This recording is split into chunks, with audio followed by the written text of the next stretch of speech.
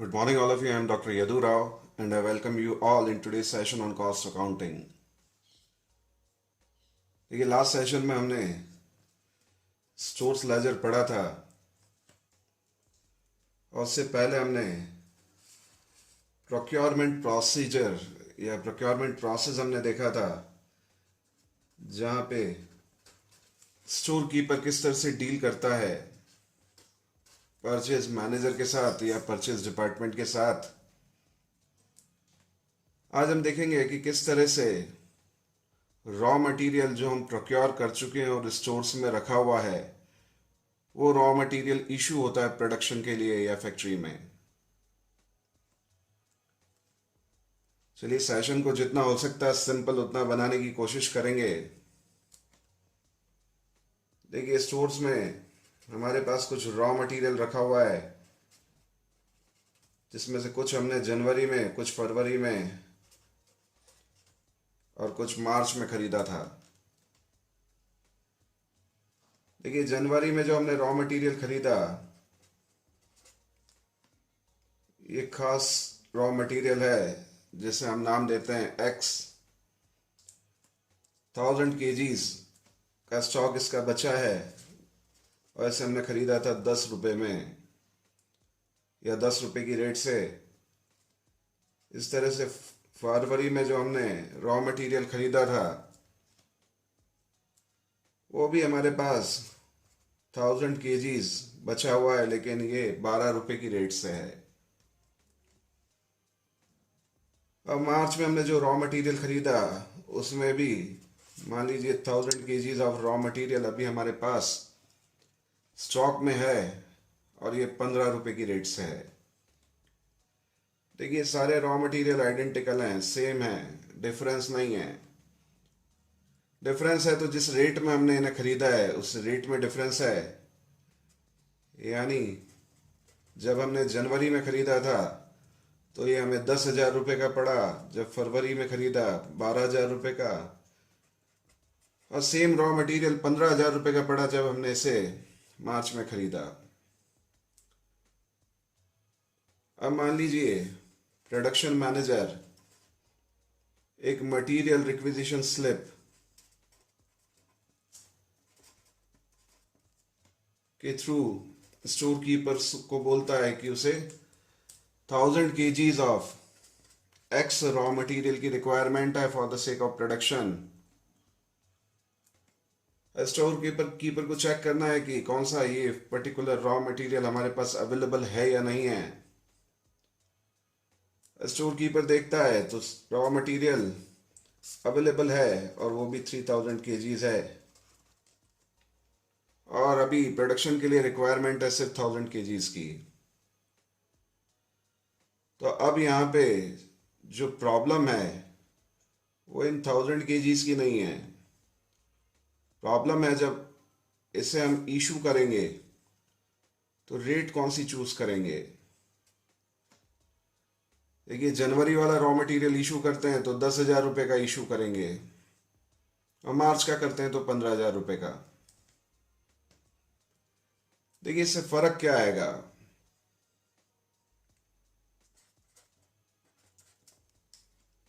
अगर हम जनवरी का रॉ मटेरियल इशू करते हैं तो हमारी प्रोडक्शन कॉस्ट में 10,000 रुपीज ऐड हो जाते हैं। फरवरी का इशू करते हैं तो 12,000 रुपीज ऐड हो जाते हैं, और मार्च का करते हैं तो 15,000 रुपीज ऐड हो जाते हैं। देखिए, अब इसका डिफरेंस कैसा आएगा। मान लीजिए ये हमारा मैन्युफैक्चरिंग अकाउंट है, इसके डेबिट साइड में जो भी हम इशू करेंगे वो लिखेंगे, और ये कॉस्ट ऑफ प्रोडक्शन में ऐड होगा। तो अगर हम 10,000 रुपीज की रेट से रॉ मटेरियल इशू कर रहे हैं तो रॉ मटेरियल यहाँ पे 10,000 रुपये शो होगा। इसका मतलब क्लोजिंग स्टॉक में हमारे पास ये दो रॉ मटेरियल रिमेनिंग होंगे। इसका मतलब हम क्लोजिंग स्टॉक में यहाँ पे शो करेंगे 12,000 और 15,000, यानी कि 27,000। चलिए फर्स्ट कंडीशन है, अगर हम सेकंड कंडीशन पकड़ते हैं और अगर हम इशू करते हैं 12 रुपए की रेट से, तो हमारी रॉ मटेरियल की कॉस्ट आएगी 12,000 रुपया, और क्लोजिंग स्टॉक जो हमारे पास बचेगा वो बचेगा 25,000 रुपये का। चलिए इसी में तीसरी कंडीशन भी देख लेते हैं। अगर हम रॉ मटेरियल इशू करते हैं 15 रुपए की रेट से, तो रॉ मटेरियल की कॉस्ट जो हमने शो करनी है मैन्युफैक्चरिंग अकाउंट में वो 15,000 रुपये होगी, और क्लोजिंग स्टॉक जो बचेगा हमारे पास वो बचेगा 22,000 रुपये का। देखिए कैलकुलेशन वाइज कोई डिफिकल्टी नहीं है, लेकिन अगर यहाँ पे हम डिफरेंस देखते हैं, क्योंकि क्रेडिट साइड में जब हम क्लोजिंग स्टॉक शो करेंगे तो कहीं ना कहीं हम कॉस्ट को रिड्यूस कर रहे हैं, और प्रॉफिट हमारा यहाँ पे 17,000 रुपये से बढ़ जाता है।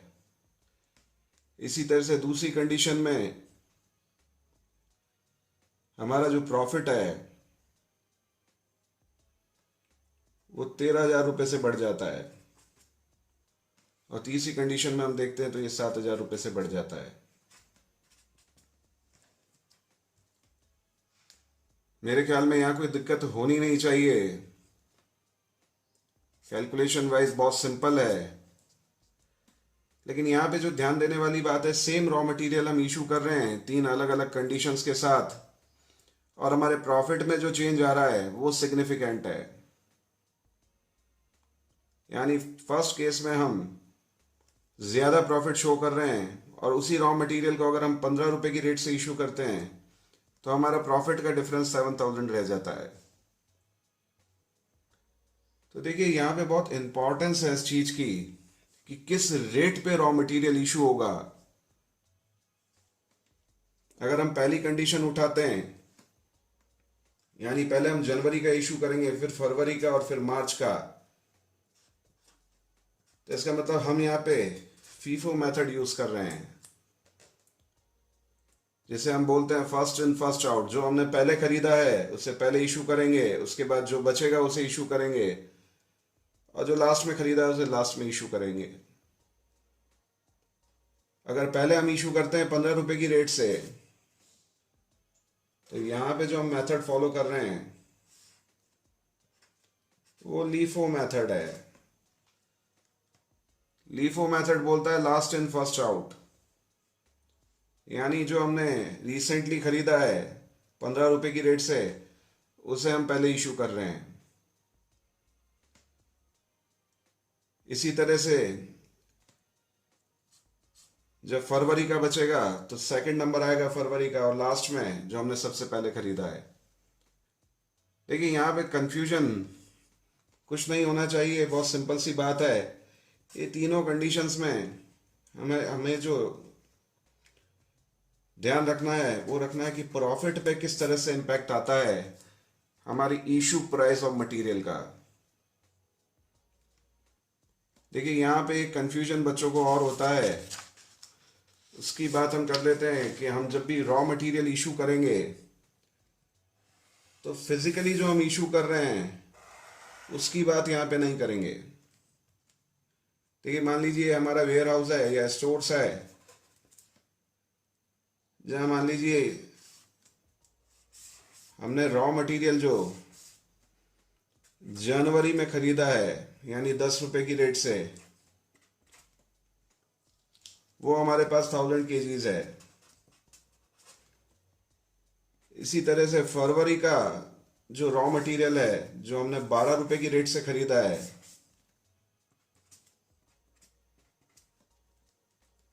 वो भी हमारे पास 1000 केजीज अवेलेबल है। और मार्च में जो हमने रॉ मटेरियल खरीदा है वो हमने 15 रुपए की रेट से खरीदा है, और वो भी हमारे पास 1000 केजीज अवेलेबल है।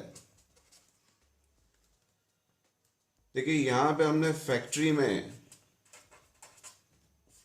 1000 KGs of raw material issue करना है, और मान लीजिए आप मेथड यूज कर रहे हैं फीफो, यानी first in first out. First हमने रिसीव किया था जो हमारा जनवरी में खरीदा हुआ माल है, तो इसका मतलब हमें ये वाला माल या ये वाले बैग्स हमें इशू करने चाहिए, ऐसा नहीं है। देखिए जितना भी रॉ मटेरियल है ये आइडेंटिकल है, ये सारा का सारा रॉ मटेरियल एक्स है। तो बैग हम नीचे से निकालें या ऊपर से निकालें, उससे कोई फर्क नहीं पड़ता है। हम इस बैग को भी 10 रुपए की रेट से इशू कर सकते हैं। देखिए बेवकूफ़ी होगी अगर हम फिजिकली भी रॉ मटेरियल को उतनी इंपॉर्टेंस दें जो हमें रेट को देनी है, तो उसके लिए हमें ऊपर का सारा रॉ मटेरियल पहले बाहर निकालना पड़ेगा और बाद में हम नीचे का निकालेंगे। तो ये थोड़ा सा स्टूपिड सा केस हो जाता है, थोड़ी सेंसलेस बात है।